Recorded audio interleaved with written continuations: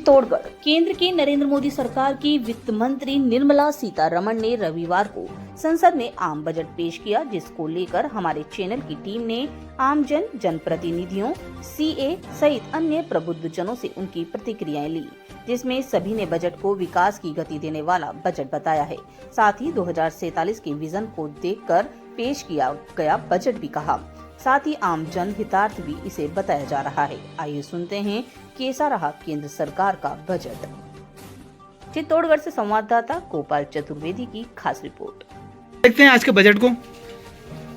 मोदी जी के नेतृत्व में माननीय निर्मला सीतारमण जी ने जो बजट पेश किया है वो वास्तव में सबको ध्यान रखते हुए युवा, महिला, बेरोजगार, किसान सभी लोगों को उसको ध्यान में रखते सबको कहीं न कहीं उसका लाभ मिले, उसको छूने का प्रयास किया है।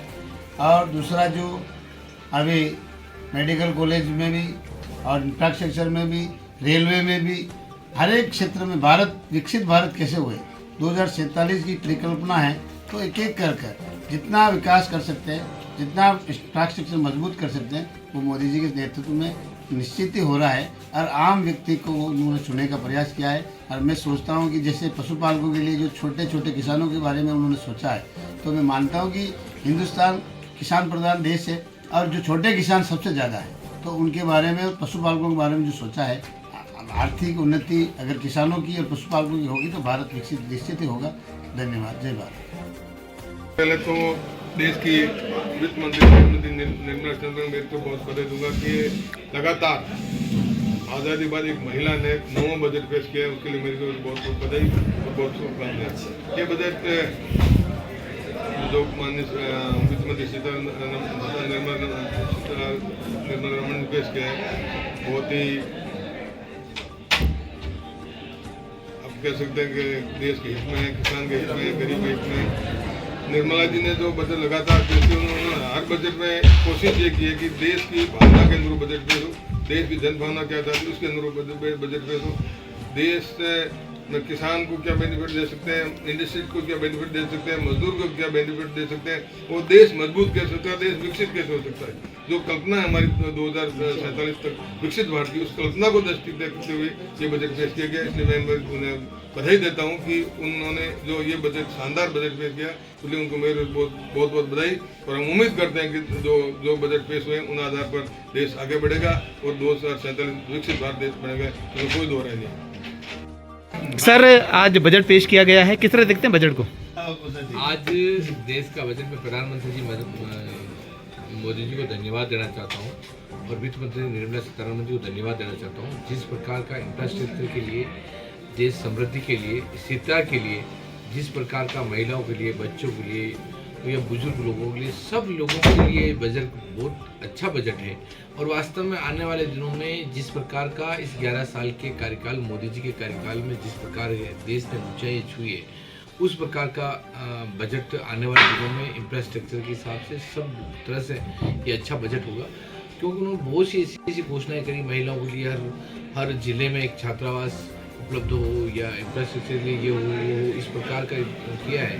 और वास्तव में आने वाला बजट अच्छा है, अच्छा लोगों के लिए पहचान खाएगा। और आने वाले दिनों में राजस्थान का बजट भी 11 तारीख को है। वो बजट भी पहले भी डबल इंजन की सरकार थी, देश में भी प्रधानमंत्री मोदी जी, यहाँ भजन लाल जी की सरकार थी, भजन लाल जी ने भी बजट देने में कोई कमी नहीं छोड़ी। और आने वाला बजट जो 11 तारीख का बजट है, चित्तौड़गढ़ जिले को इतना बजट इस 2 साल में दिया है, वास्तव में पिछले लंबे कार्यकाल से नहीं मिल पाया। और आने वाले दिनों में भी यहाँ का काफ़ी हम लोगों की मांगे हैं, रोडों का हो, इंफ्रास्ट्रक्चर हो, या रिवर फ्रंट का हो, या पानी का हो, या इस प्रकार की आयुर्वेदिक हो, या एलोपैथिक हो, या हॉस्पिटलों का, स्कूलों का हो, काफ़ी बजट हम लोगों को मिलने का अनुमान है। और काफ़ी अच्छा बजट, राजस्थान का बजट भी आएगा। क्या नाम आपका?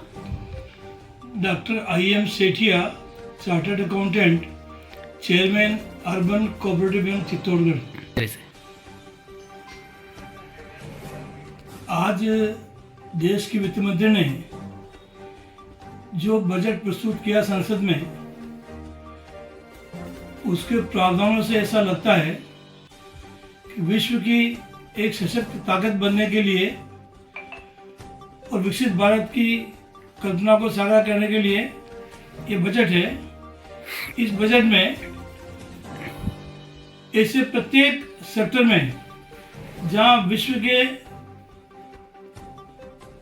स्तर पर एक क्वालिटेटिव काम हो सके,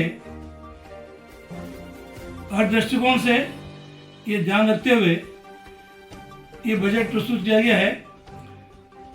इसमें खास तौर से एमएसएमई सेक्टर हो, चाहे मेडिकल सेक्टर हो, चाहे पर्यटन सेक्टर हो, किसानों की आय कम बढ़ानी हो, विद्यार्थियों को कौशल शिक्षा देनी हो, महिलाओं को उद्यमी बनाना हो, हर दृष्टिकोण से इसमें प्रावधान किया गया है। और ख़ास तौर से इनकम टैक्स के अंदर तो टीडीएस और टीसीएस को लेकर के पेचीदगियाँ और लिटिगेशन होते हैं, उसमें जैसे ब्याज की दर पर टीडीएस सीमा बढ़ाना 1 लाख कर देना 50,000 से, किराए की आय पर टीडीएस करता है 2.5 लाख से 2,40,000 से 6 लाख कर देना। इस प्रकार टीडीएस और टीसीएस की जो लिटिगेशंस होते हैं उसको कम करने के दृष्टिकोण से काफ़ी प्रयास किए हैं। और नया आयकर कानून 1 अप्रैल 2026 से आ रहा है। 1961 में जो कानून था वह अब बदल जाएगा और नया जो इनकम टैक्स कानून है उसके हिसाब से आगे की इनकम टैक्स करने की प्रक्रिया तय होगी। निश्चित तौर पर विकसित भारत का सपना सरकार की एक नीतिगत निर्णय है, हर व्यक्ति का सपना बन गया अभी।